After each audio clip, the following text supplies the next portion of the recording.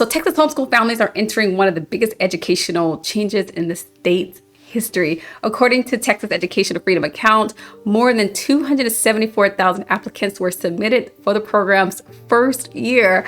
And the recent updates show that 100,000 of those families have actually received the funding. And so there will be a wait list. There's a wait list remaining of the balance, 174,000 plus families that are still waiting for to receive their funds. But at the same time, the growing number of Texas school districts that have voted to opt out of allowing students to participate in UIL activities has increased. So we're going to talk about what exactly is happening here and what does it mean for homeschooling families, especially if you're a Texas homeschool resident. So hello everyone, welcome back. My name is Juanita. I'm with Homeschool Now. If you're a Texas homeschool parent, this is one of those updates where you'll want to understand because there are really just two major stories unfolding. The first one is the TEFA accounts, as it was graciously explained to us before. And the second is the districts across Texas that are deciding whether or not they want to allow homeschool students to participate in UIL activities for their district. On the surface, these sound like separate stories, but I actually think they're connected because both of them raise the same question. What does educational freedom really look like for homeschool families in Texas? So the Texas Educational Freedom Account program was created through Senate Bill 2. The idea is fairly simple. Instead of every dollar, remaining inside, every tax dollar, remaining inside the public school system, qualifying families may actually receive those fundings to direct it toward an alternative educational path for their child. According to the Comptroller's Office, accredited private school students may receive $10,474. A homeschool student can receive $2,000. And if a student qualifies, it has a disability and qualifies in that area, they can get up to about $30,000 for their educational needs.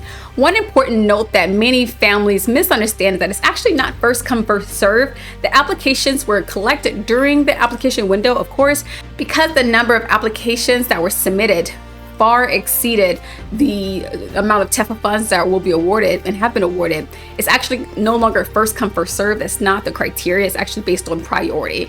That distinction matters because some parents worry that they may have missed opportunity, or what happened to my application, or I've been waiting and no one's called, no one's messaged me what's going on. It's just that the total number of applicants it was just incredible.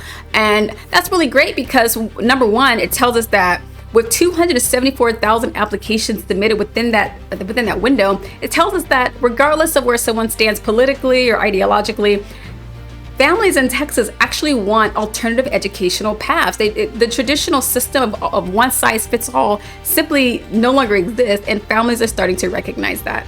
Let's talk about the second story a little bit more, and that is that Texas also passed legislation allowing homeschool students to participate in UIL activities. Yay! But there is an important nuance. Districts may choose to opt out through their school board. We've also seen several districts already vote against participation altogether. They just said, we don't want your homeschoolers, keep them. But that means your experience as a homeschool family may look very differently based on where you live against another family's homeschool experience. Some districts are welcoming participation with open arms. Others are declining it. That is why I encourage homeschool parents not just to watch what's happening in Austin, but also pay attention to your school board meetings because that's where the actual decisions are being made. Sometimes the biggest educational decisions that's affecting your family is actually just happening in your own backyard. So Austin is one place, but your backyard is probably a better point of reference. When you put these two stories together, the TEFA account and the explosive number of applications submitted, as well as those that have been awarded so far, juxtaposed to the UIL access, Texas is expanding educational freedom, but implementation still matters. Policies passed in Austin eventually become real decisions, implemented by local offices, administrators, schools, and families. That means homeschool parents cannot afford simply to just watch a bill be signed. We actually have to understand how those policies are coming to fruition, how they're being carried out. This is one reason I believe that staying informed is part of being a good steward, because if we don't stay informed, then we won't know kind of what's happening or what's going on. And then you won't be able to implement or even take advantage of some of these benefits that are rolling out, especially in the Texas community. And as Christians, we believe that we have been entrusted by God with the responsibility of raising our own children. Isn't that what God says in Deuteronomy 6? He says, I want you to talk to your children. You teach them when they get up. You teach them when they lie down. You teach them when you're walking around. You teach them when they're eating at the table. Like, he is so very serious, and I take him seriously. He believes, and throughout all scripture, that parents, not governments, carry the primary responsibility for teaching their children wisdom, truth, and the fear of the Lord. And educational freedom isn't ultimately about politics, even though they've made it out to be.